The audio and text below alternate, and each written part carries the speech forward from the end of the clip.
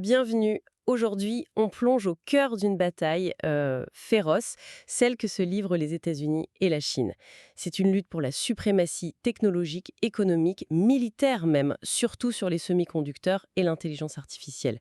C'est vraiment brûlant comme sujet. Tout à fait. C'est au centre de beaucoup de tensions géopolitiques actuelles. Alors, on va décortiquer ensemble la stratégie américaine, notamment ses fameux contrôles à l'exportation. L'idée, c'est de limiter l'accès à Pékin à certaines technologies clés. Pour ça, on s'appuie sur plusieurs analyses pointues, le C7 sur le découplage, la Fed de New York sur l'impact économique, et puis le CUS Research qui éclaire le rôle crucial de Taïwan et de TSMC. On a aussi quelques infos sur les dernières avancées. Mhm. Des sources solides pour essayer de comprendre les enjeux. Voilà.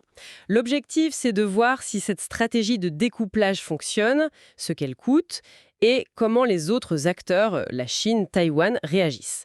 Prêt pour cette analyse? Allons-y. Bon, commençons par la base. Le découplage et ses contrôles à l'exportation, concrètement, c'est quoi?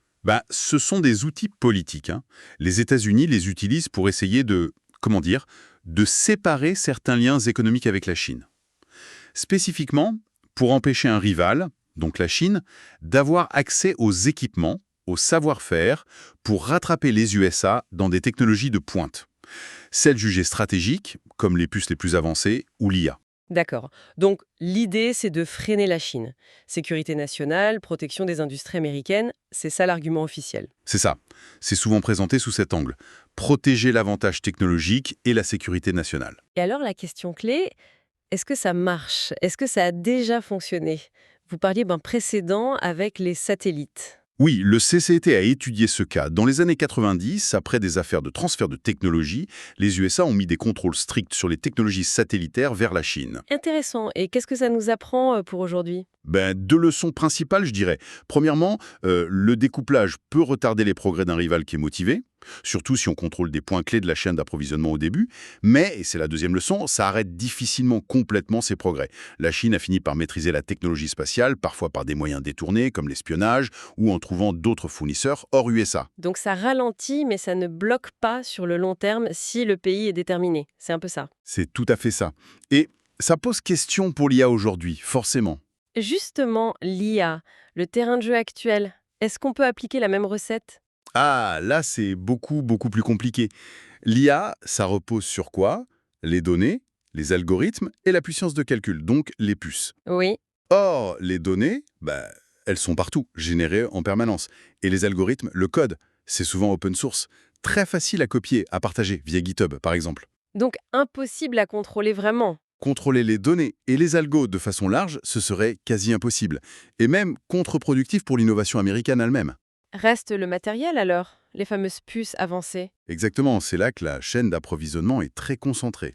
On a les États-Unis pour la conception, Taïwan avec TSMC pour la fabrication de pointe, la Corée du Sud aussi, le Japon, et puis les Pays-Bas avec ASML pour les machines de lithographie ultraviolet, les machines UUV. C'est crucial. Et là, les contrôles ont un effet signifiant. Oui, là, les contrôles sur les puces les plus performantes, disons pseudo-nanomètres, et sur les équipements pour les fabriquer, ça semble avoir un impact. Ça ralentit certains développements chinois, notamment militaires. Mais attention, c'est un levier fragile. D'abord, l'IA progresse aussi grâce aux algorithmes, qui peuvent être plus efficaces, moins gourmands en calcul. Ensuite, l'accès aux modèles d'IA déjà entraînés est assez large. Et surtout, la Chine investit massivement pour devenir autonome. On voit d'ailleurs émerger de nouveaux acteurs comme la Malaisie avec une pousse IA ou des annonces chinois sur la 5G par exemple. Donc une efficacité, disons, limitée, peut-être temporaire. Mais vous disiez aussi que ça a un coût. Ah oui, un coût économique très significatif. L'étude de la Fed de New York est assez claire là-dessus. Qu'est-ce qu'elle dit? Elle estime que les entreprises américaines directement touchées par ces contrôles à l'exportation, celles qui ne peuvent plus vendre à certains clients chinois, ont perdu environ 130 milliards de dollars en valeur boursière cumulée. C'est énorme. 130 milliards de dollars. Waouh! Et ça ne s'arrête pas là, j'imagine, hein? Non, elles voient aussi leur rentabilité baisser, leurs revenus diminuer, elles réduisent l'emploi, elles ont même plus de mal à obtenir des prêts bancaires. C'est un impact assez large. Et est-ce qu'elles arrivent à compenser, à vendre ailleurs, ce qu'on appelle le reshoring ou le friendshoring? Eh bien, l'étude ne trouve pas de preuves convaincantes que ça se produise à moyen terme. En clair, remplacer les clients chinois perdus, c'est très difficile pour ces entreprises américaines. D'accord. Donc, pendant que les entreprises américaines souffrent, comment la Chine réagit, elle? Elle subit sans rien faire? Pas vraiment, non. Elles s'adaptent. Les entreprises chinoises qui sont ciblées, elles cherchent et trouvent souvent des fournisseurs alternatifs en Chine. Elles augmentent aussi leurs achats auprès d'entreprises non américaines. Même si elles sont dans des pays alliés des USA. Parfois, oui. Et surtout, comme on disait, la Chine met le paquet pour développer sa propre industrie des semi-conducteurs. Même si, soyons clairs, rattraper TSMC sur les puces le plus avancées, ça prendra des années. Ce qui nous amène logiquement à Taïwan. L'île est au centre de tout ça, non? Absolument. Taïwan, et surtout son champion, TSMC, domine la fabrication mondiale des puces les plus avancées. On parle de plus de 90% pour les puces sous 10 nanomètres. C'est vital. Vital pour qui? Pour les USA? Pour la Chine? Pour tout le monde, en fait. Pour les USA, qui conçoivent beaucoup de ces puces via des entreprises comme Apple, Nvidia, mais qui dépendent de TSMC pour les fabriquer. Et pour la Chine aussi, qui en a énormément besoin pour ses propres industries technologiques. Certains parlent d'un bouclier de silicium pour Taïwan. Oui, l'idée que cette dépendance mutuelle protégerait Taïwan d'une invasion, car une perturbation de TSMC serait un désastre économique mondial, y compris pour la Chine. Mais c'est aussi une énorme vulnérabilité. Et TSMC essaye de diversifier un peu sa production, non? Avec des usines ailleurs? Oui, ils construisent ou prévoient des usines en Arizona, au Japon, en Allemagne peut-être, mais le gros de la production la plus avancée, la plus pointue, reste à Taïwan.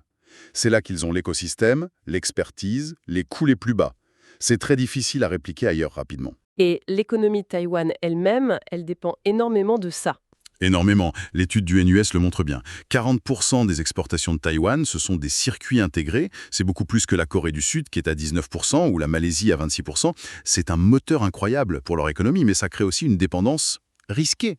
Bon, si on essaye de résumer un peu tout ça, on a une stratégie américaine de contrôle, de découplage, qui vise à freiner la Chine technologiquement. C'est ça. Mais cette stratégie coûte cher aux entreprises américaines. Son efficacité à long terme est incertaine, face à une Chine qui s'adapte à la nature même de l'IA qui est difficile à contenir. Mhm. Et tout ça met Taïwan dans une position absolument centrale, mais aussi très périlleuse. Exactement.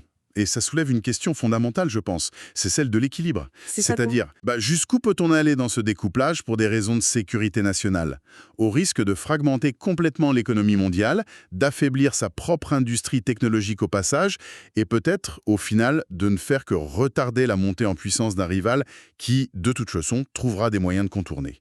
Cette course à l'autonomie technologique de chaque bloc, ça redessine la carte mondiale, c'est certain. Mais à quel prix pour tout le monde ? Une question essentielle, effectivement, à l'heure où la technologie façonne plus que jamais les rapports de force mondiaux. Merci beaucoup pour cet éclairage Merci à vous. et merci à toutes et à tous de nous avoir suivis pour cette analyse.